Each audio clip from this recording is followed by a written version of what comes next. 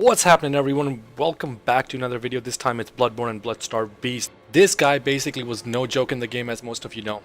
After I think like 8 or 9 or 10 deaths or something, I finally started developing a strategy, and one of the key things in this boss is it comes in 3 phases. Phase 1 is he's going to come and attack you up close and personal, and you can see I'm using my visceral attack to basically cause him a lot of damage.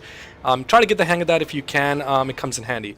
Phase 2, he'll start getting all nuts and shit with spewing poison and burst, and then phase 3 again he's going to go really haywire. But the key thing is in phase 2 and 3 poison comes into play, and he will basically chew you out, and this guy will basically get up close and want to give you group hugs, man.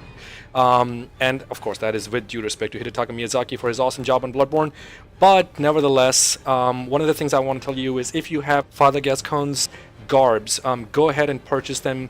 You can purchase them using insights up in the Hunter's Dream, right outside the room where you repair your shit. Now Father Gascon's garb, his trousers, and basically his gloves do come in handy. Those are the 3 items that I purchased. I did not purchase the cap or anything like that, and his attire has a lot of resistance to poisoning, and in my opinion that comes in handy in phase 2 and phase 3 of this fight.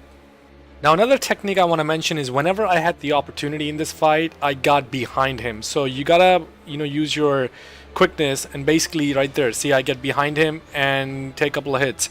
He will leap at you at times right there, and again, when he does that at times, use whatever opportunity you can, circle around, get behind him, and get your hits in. That ended up being a very awesome and actually a very amazing technique that worked really well for me in this fight. Because again, if you kind of monitor, you have to be patient with it, you can't rush it. He will, like I said, he will jump at you, like right there, get behind him, and in that instance I actually used my blood vial. Did you see that? So that's also another way. Get behind him, use your blood vial, then get behind him, and then get those hits in like that over there, and that also is a good technique. Moving on, I also want to mention one other item, and that is fire paper. Fire paper actually deals fire damage, and you can apply it to your right hand weapon. Beasts are basically, they have an abnormal amount of fear of flame in this game, so dealing fire damage to them is a lot of help also, in my opinion. So feel free to make use of that and get your hits in, and there you have it. Now we're almost at the end of the video, and I want to show you my stats. As you can see, I was level 29. You can see my vitality, my endurance, my resistance to poison, and all that. Then that's again thanks to Father Gascon's attire that came in real handy for me. So there's a quick snapshot of that.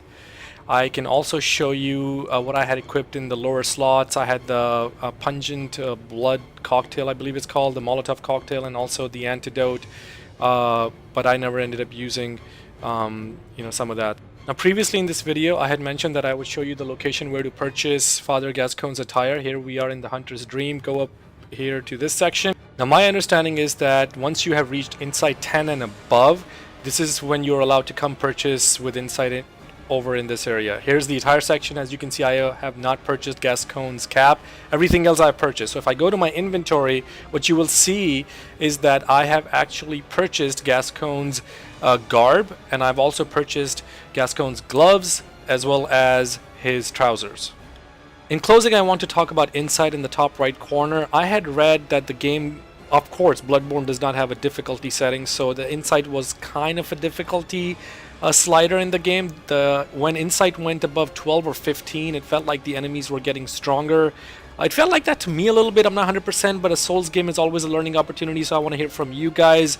And if you do feel the enemies are getting stronger and what have you, go ahead and spend some of your insight points, reduce that number, and see if that makes a difference. Thank you for watching, and I'll catch you in the next one.